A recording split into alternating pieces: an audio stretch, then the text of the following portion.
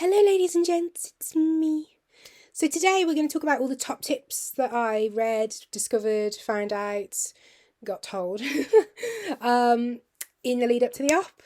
There are a few, there are not many. I think it's plain and simple what folks really need to do to go into hospital.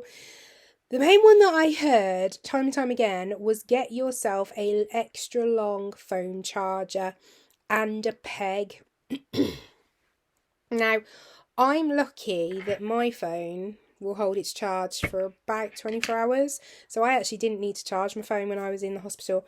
But if you've got a kind of short life battery phone, then definitely buy yourself an extra long phone charger and a peg so that you can peg the wire to the sheet of your bed. Brilliant. Brilliant. A lot of folks said that obviously not everyone's going to have the beauty of having a room on their own. So a lot of people were talking about having eye masks and some earplugs. That's a good idea, isn't it, as well? Also taking some snacks. I don't see the problem in taking your own snacks in.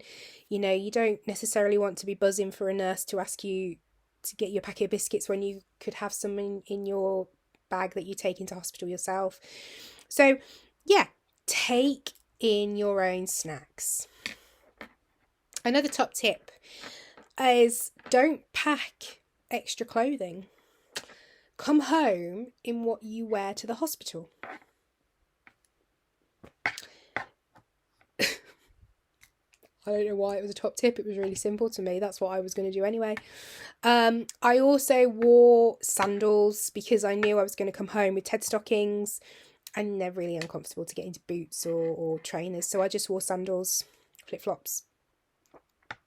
What I also did read once was to get yourself some pads, take some sanitary pads.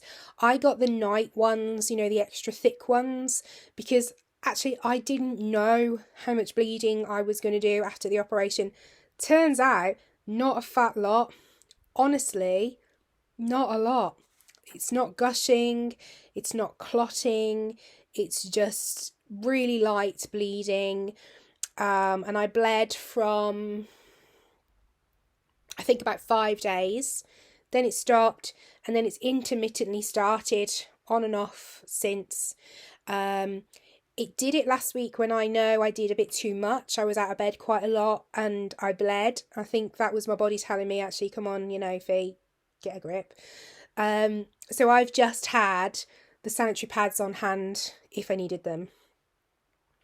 If you can get some pants that are slightly bigger than your normal size, that will help as well, because you're not going to want to put anything over the sites, the surgical sites, when you come home. I wore a dress. Definitely you won't be wanting to wear trousers. So I just wore a really floaty dress and a cardigan. That's all I took. Other top tips, absolutely 100% get yourself some throat sweets, because when you wake up, it's going to be awful. Awful, awful, awful. Your throat is going to hurt. It is going to be like the bottom of a bird cage. So, take some throat sweets. Also, if you have a drink and you want to take your own bottle in, do that as well. You know, hospitals aren't the army. They're not going to tell you what you can and can't do. But you want to be comfortable at the same time. I know I saw another lady that was coming into the hospital. She brought her own pillow. Again, it depends on what your surgeon says as to how long you're actually going to be in the hospital for. But that's about it for top tips that I can give you. I mean, I took books, I took puzzle books, I took a magazine. I did none of them. I think because I was so rushed in the morning to actually go to the operation, there was no waiting for me. And obviously when I came round, I was just sleeping and then it was time to go home. So all of the things I took to entertain myself, I never actually used.